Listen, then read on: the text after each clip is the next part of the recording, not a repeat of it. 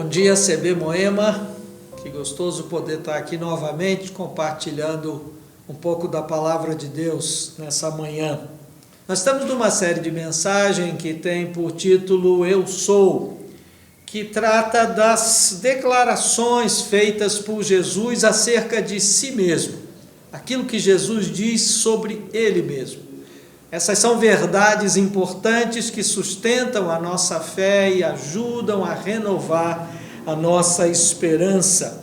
No Evangelho de João encontramos várias dessas declarações de Jesus. Por várias vezes ele usa essa expressão.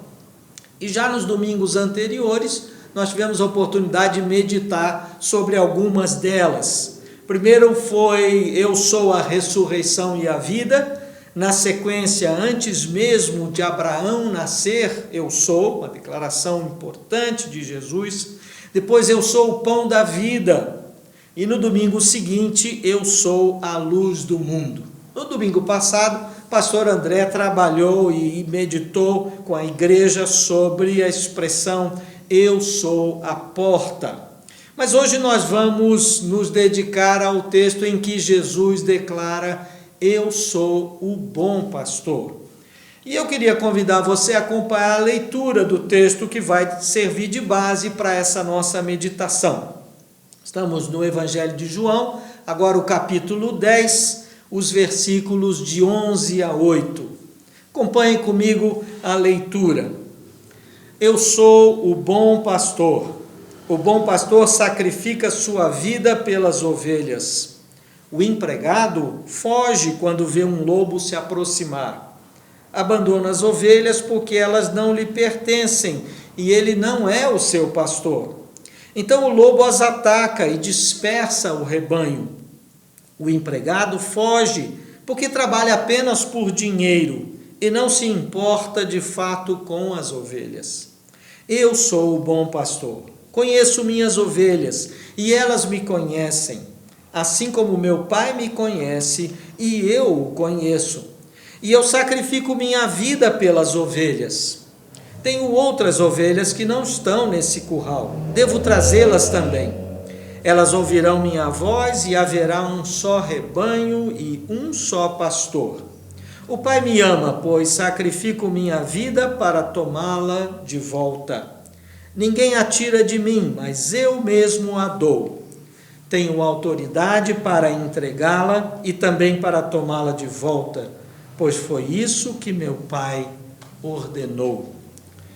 Convido você a fechar os olhos mais uma vez e vamos orar, pedindo que Deus nos abençoe nesse tempo de reflexão sobre o texto sagrado. Muitas graças, Senhor, nós te damos nessa manhã, pelo privilégio de estarmos juntos, cultuando ao Senhor, ainda que a maioria à distância, de maneira virtual.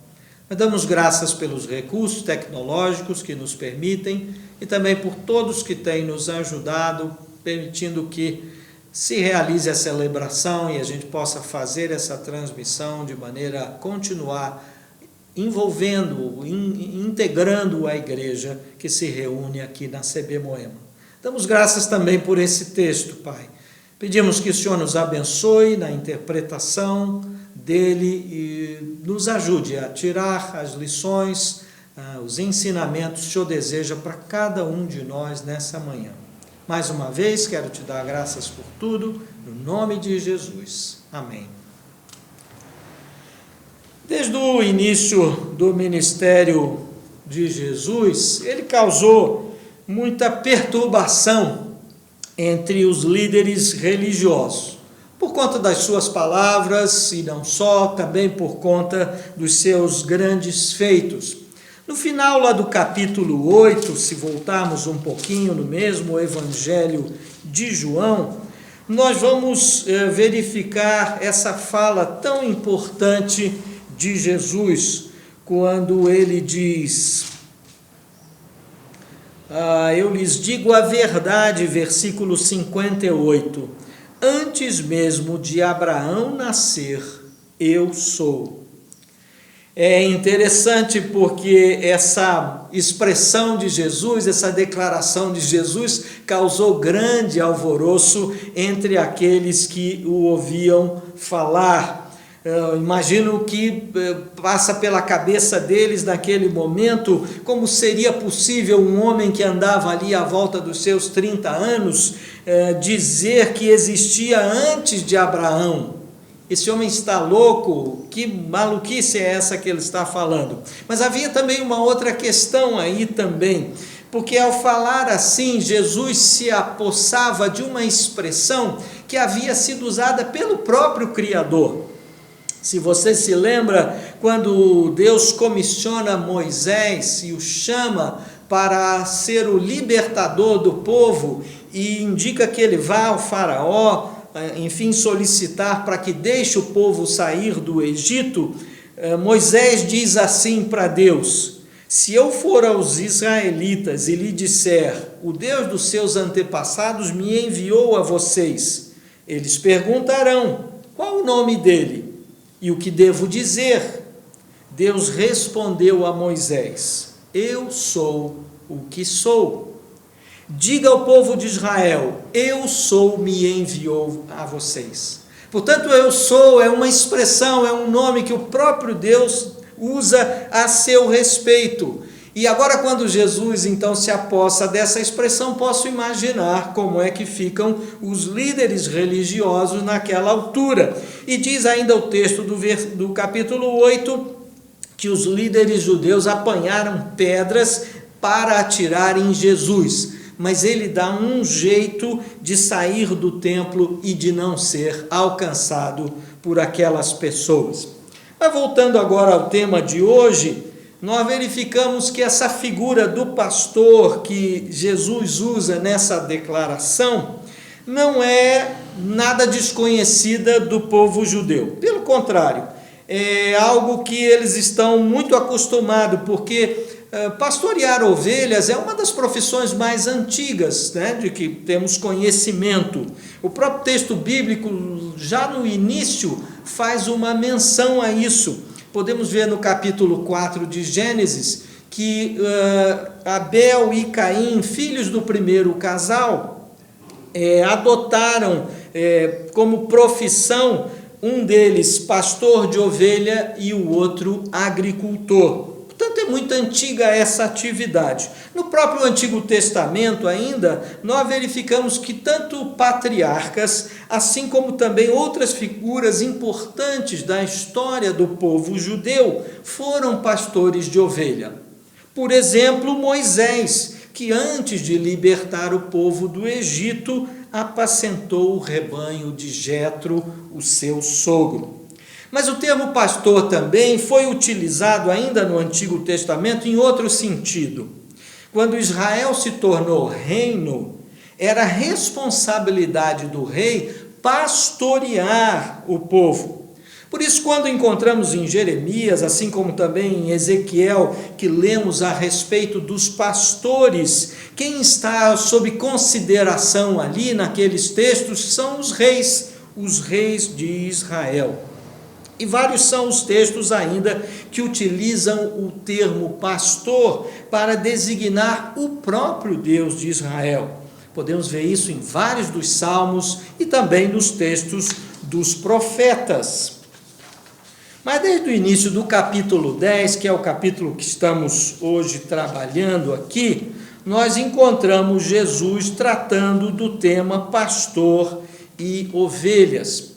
Nos primeiros versículos desse capítulo, ele afirma ser a porta, tema do qual o pastor André tratou no último domingo. E é importante frisar que dessa maneira, ao dizer isso, ele indica que apenas os que entrarem por ele serão salvos. O que significa que Jesus é o único acesso ao rebanho de Deus. Jesus é o único acesso ao rebanho de Deus. Nos versículos seguintes, ainda no início do capítulo 10, Jesus diz que as ovelhas reconhecem a sua voz e se aproximam. E diz ainda que as chama pelo nome e que depois de reuni-las vai adiante delas e elas o seguem. Interessante Jesus nos comparar com ovelhas, não é? Eu não sei você, mas fazendo parte da maioria da população que hoje vive em áreas urbanas, poucos de nós sabemos alguma coisa, quase nenhum de nós sabe alguma coisa a respeito das ovelhas. Portanto, eu fui curiosamente tentar obter alguma informação, levantar alguma informação a respeito delas. E eu verifico que as ovelhas são animais que são muito frágeis, são dóceis, mas são frágeis ao mesmo tempo, né? E necessitam de muito cuidado. Elas possuem muito poucas ou quase nenhuma habilidade de defesa. Por exemplo, elas não têm garras, elas também não sabem dar coice, e nem tampouco são capazes de morder. Portanto, elas são muito frágeis mesmo, e elas têm uma visão bastante limitada. Alguma coisa que eu li diz que elas dificilmente enxergam mais do que 20 metros à frente. Tudo isso transforma as ovelhas em presas muito fáceis aos seus predadores naturais. Mas uma característica interessante também é que elas gostam de andar e de comer juntas, porque dessa forma elas acabam se protegendo um pouco. E é interessante, lendo essa descrição, fiquei pensando o quanto do comportamento delas é parecido com o nosso comportamento também. Portanto, penso que Jesus levou isso em consideração a hora que decidiu usar essa figura. Mas vamos de novo lá no texto que eu li há pouco, os versículos 11 a 18, que é onde vamos concentrar a nossa meditação. Mas antes de trabalhar esse aspecto especificamente do texto, eu queria voltar um pouco, porque nós precisamos entender em que contexto Jesus faz essas afirmações.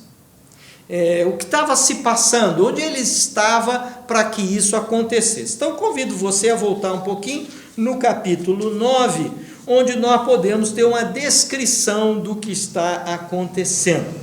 Veja a cena, tente imaginar junto comigo. Jesus está caminhando, seus discípulos à sua volta, e ele então se depara, ele vê um homem cego de nascença. Estava ali naquele lugar há muito tempo, sempre pedindo ajuda, sempre pedindo algum tipo de apoio. E os discípulos imediatamente perguntam: por que esse homem nasceu cego? Foi por causa dos seus próprios pecados ou dos pecados dos seus pais? E aí Jesus responde: nem uma coisa, nem outra. Na verdade, isso aconteceu para que o poder de Deus se manifeste nele.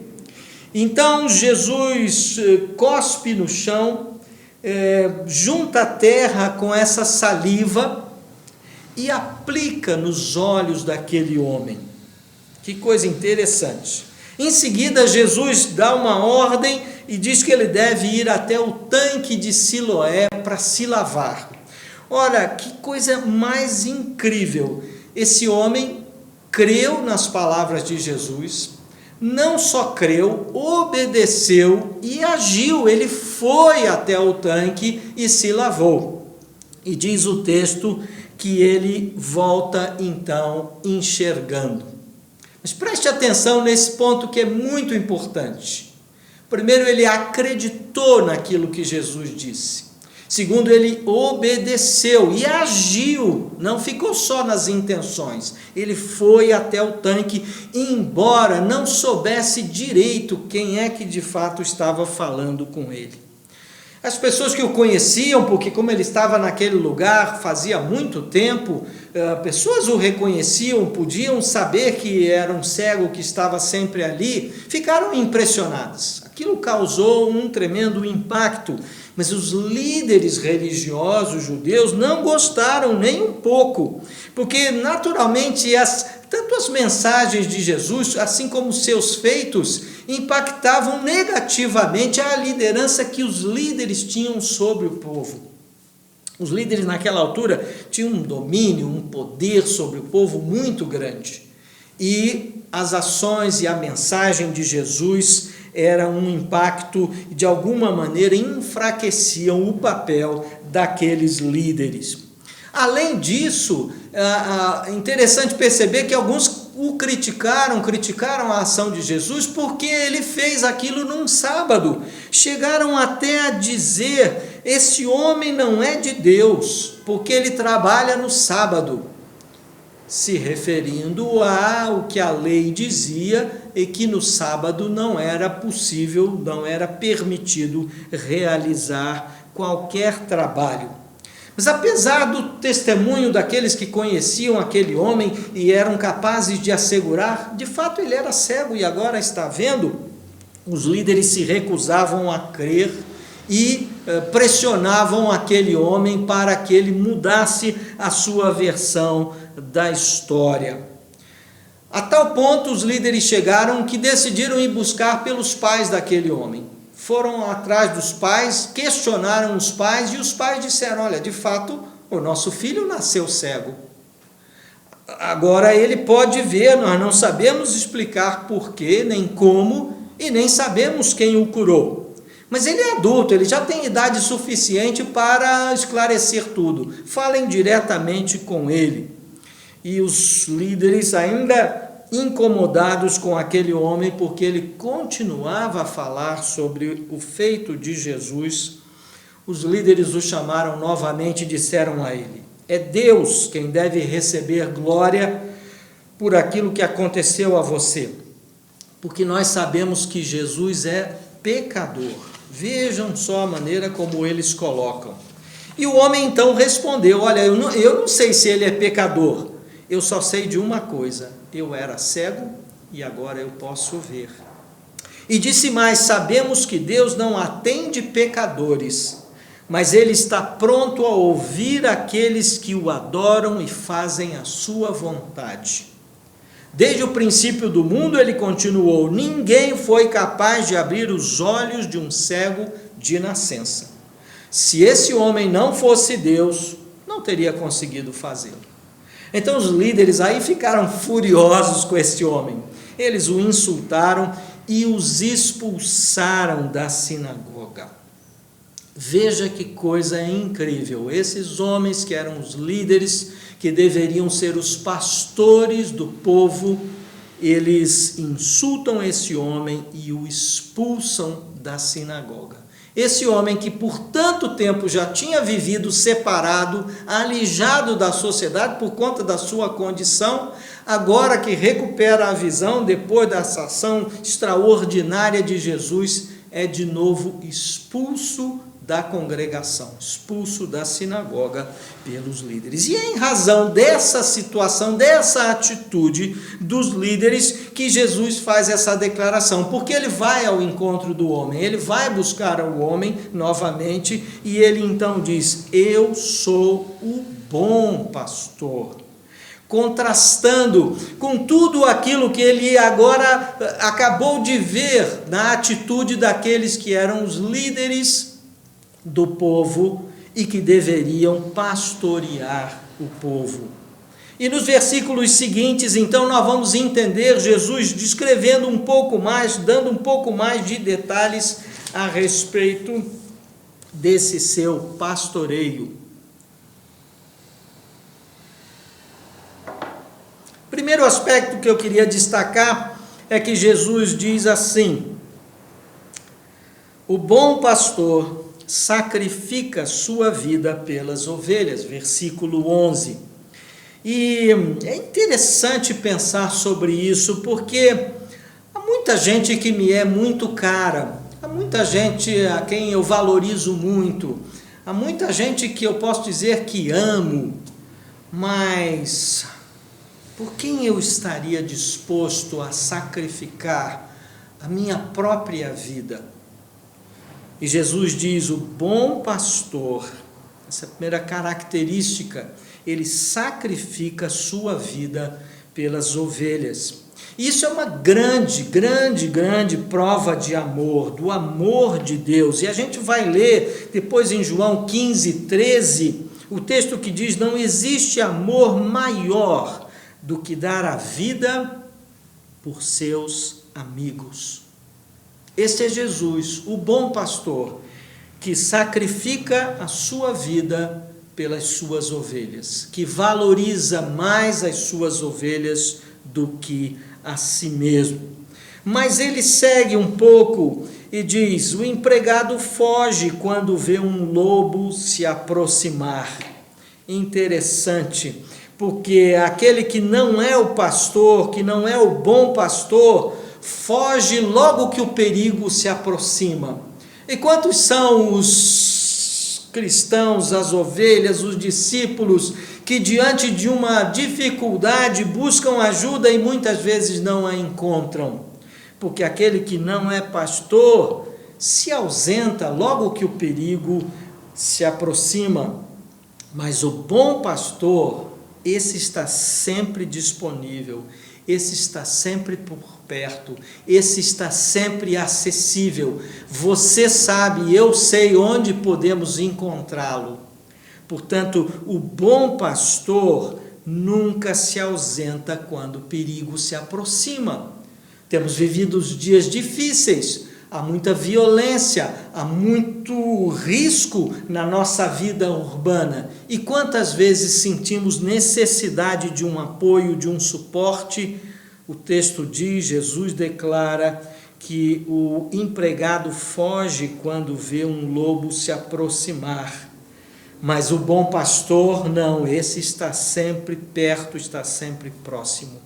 E ele segue dizendo que o pastor, o ladrão, na verdade, abandona as ovelhas porque elas não lhe pertencem e ele não é o seu pastor. O bom pastor nunca deixa as ovelhas sozinhas. Por mais difícil que seja a situação, por mais tenebroso que seja o momento, a ovelha nunca estará sozinha. No Salmo 23, o salmista, depois de declarar: o Senhor é o meu pastor, ele diz: ainda que eu ande pelo vale da sombra da morte, não temerei mal algum, porque tu estás comigo. Essa é a certeza, é a convicção que nós temos, que o bom pastor nunca deixa suas ovelhas sozinhas. O bom pastor é companhia constante o tempo todo, é em casa, é no trabalho, se eu estou no trânsito, no hospital, se eu estou fazendo alguma coisa sozinho ou junto com a minha família, eu posso ter a certeza que o bom pastor é companhia constante o tempo todo. Em Mateus 28, 20, temos uma declaração em que Jesus disse: lembrem-se disso, estou sempre com vocês até o fim dos tempos. Estou sempre com vocês, o tempo todo, a hora que for. O bom pastor nunca deixa as suas ovelhas sozinhos.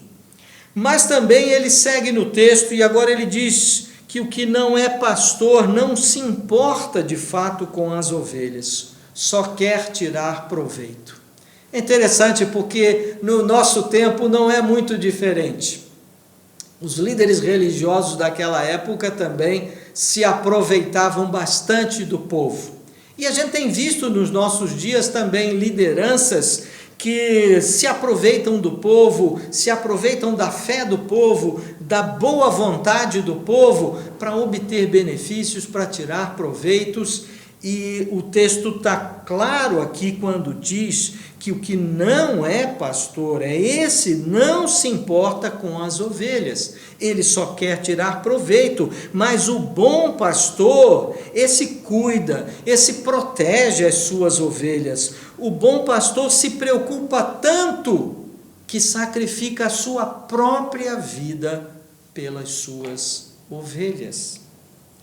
Na sequência, Jesus vai dizer que conhece as suas ovelhas, que as suas ovelhas o conhecem, assim como o Pai o conhece e ele conhece o Pai.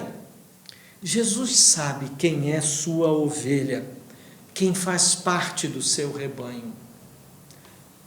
Eu posso dizer que sim, mas Jesus sabe se eu faço parte ou não. Jesus conhece cada um de nós, e não é superficialmente, Ele nos conhece intimamente. Até aquela área em que eu, você podemos achar que guardamos escondido, isso é um segredo meu, ninguém sabe. Jesus nos conhece intimamente. Ele sabe cada detalhe da nossa vida. Por isso ele diz que conhece as suas ovelhas, mas também que as suas ovelhas o conhecem, assim como o Pai o conhece e ele conhece o Pai. E agora ele vai falar de uma coisa interessante, ele diz: eu tenho outras ovelhas que não estão nesse curral. Isso é particularmente importante porque naquele momento o povo judeu ainda se achava exclusivo, né? Deus havia feito uma aliança com o povo, tinha conduzido o povo, eles estavam vivendo agora na terra prometida, estavam experimentando o cuidado de Deus de diversas maneiras, mas eles ainda criam que eram o único povo escolhido. Mas Jesus vem trazer uma nova aliança e ele abre essa oportunidade para que toda a humanidade possa alcançar um lugar nesse aprisco, nesse curral, onde estão as ovelhas do Senhor. Por isso ele diz: tenho outras ovelhas que não estão nesse curral. Portanto, nessa declaração, ele se refere a você, se refere a mim, a todos nós que não somos do povo, da origem do povo judeu. Ele alcança agora todas as nações. E mais ele diz: elas ouvirão a minha voz, e haverá um só rebanho e um só pastor. Aqueles que fazem parte do rebanho do Senhor ouvem, entendem a voz do pastor e a reconhecem.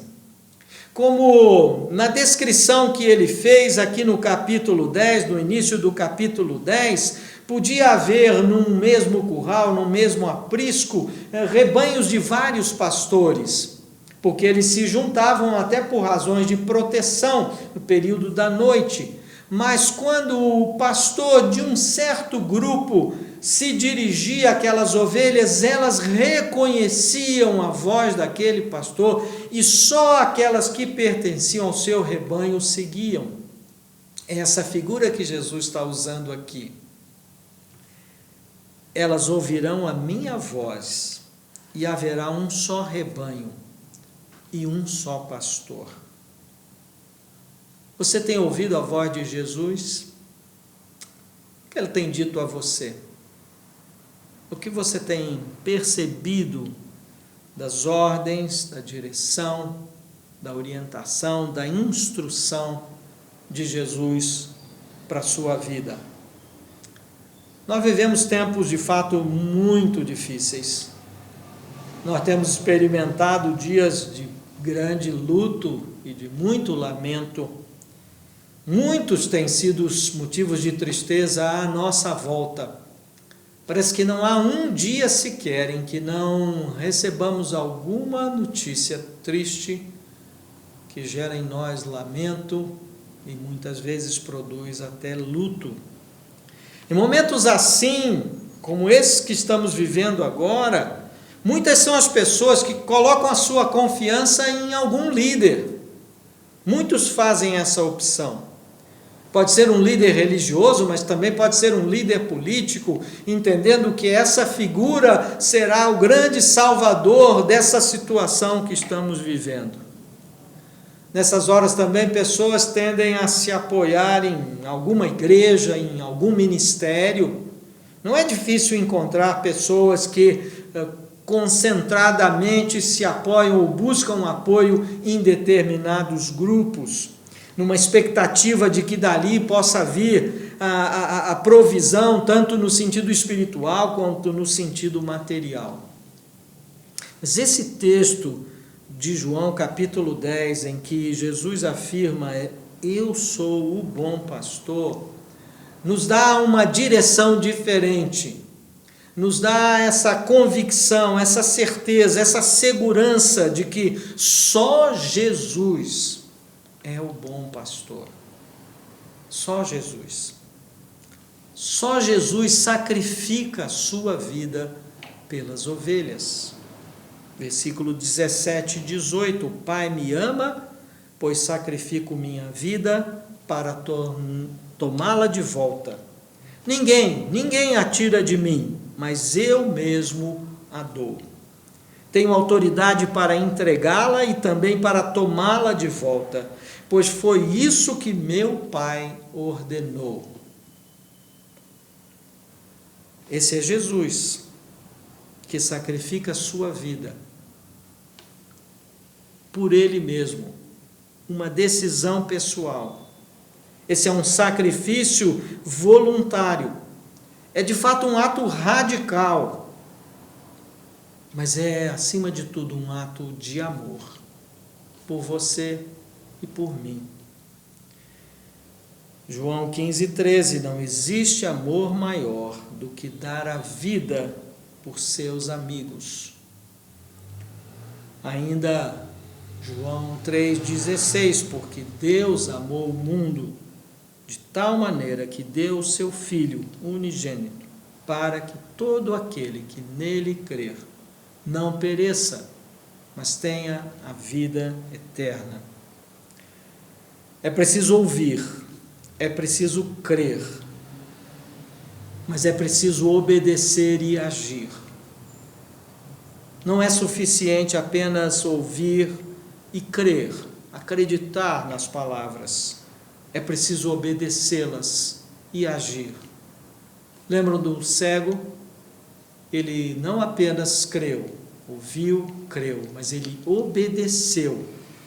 E ainda sem conhecer direito aquela pessoa que falava com ele, ele foi até o tanque de Siloé e experimentou a cura que Jesus pode dar. Eu não sei qual é o momento de dificuldade que você possa estar passando. Não sei se é um problema de ordem familiar, algo com trabalho, quem sabe a saúde de algum ente querido, partida de alguém muito importante. Todos nós, uma hora ou outra, vivemos momentos de dificuldade. Mas o texto de João 10 nos afirma que só Jesus é o bom pastor. E ele diz que as ovelhas ouvem a sua voz e seguem, realizam, obedecem àquilo que ele manda. E o texto diz, ainda nos primeiros versículos do capítulo 10, que ele leva as suas ovelhas a pastos verdejantes, aonde há solução, aonde há resposta para as necessidades. E eu termino com o texto de João 8,31. Vocês são verdadeiramente meus discípulos se permanecerem fiéis aos meus ensinamentos. Você é discípulo de Jesus, você é ovelha de Jesus, você faz parte do rebanho de Jesus. Vocês são verdadeiramente meus discípulos, minhas ovelhas, se permanecerem fiéis a meus ensinamentos. O bom pastor está nos fazendo um convite nessa manhã para fazermos parte do seu rebanho. Só Jesus é o bom pastor. Que essa palavra nos conforte, nos instrua, nos anime, nos encoraje, né? E alimente a nossa fé na certeza de que Jesus pode todas as coisas, está atento à nossa vida e desejando que façamos parte do seu rebanho. Vamos orar mais uma vez. Feche os seus olhos. Muito obrigado, Senhor, pelo texto da tua palavra, sempre tão atual, sempre tão direto às nossas necessidades, Pai. Muitas vezes buscamos saída, solução, resposta de tantas maneiras e temos uma tendência de colocar a nossa esperança num grande líder, num grande orador, num grande administrador, numa grande figura política, sempre achando que daí pode vir a resposta para as nossas necessidades, as necessidades da sociedade de forma geral. Mas, Senhor, é a Tua palavra que nos afirma, só Jesus é o bom pastor, que vai ao extremo, que vai ao limite de dar a sua vida pelas suas ovelhas, Pai.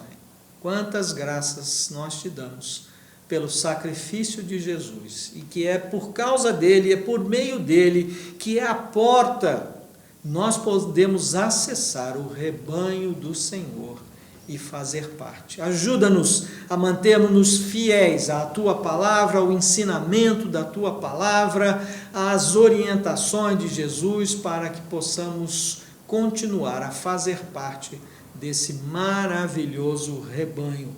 E haverá um dia, Pai, nós cremos nisso, esperamos com ansiedade, que ouvindo a voz do Senhor, se reunirá um só rebanho de todas as nações, um só rebanho, sob o comando de um só pastor, Jesus, o bom pastor. Graças te damos, Senhor, em nome de Jesus. Amém.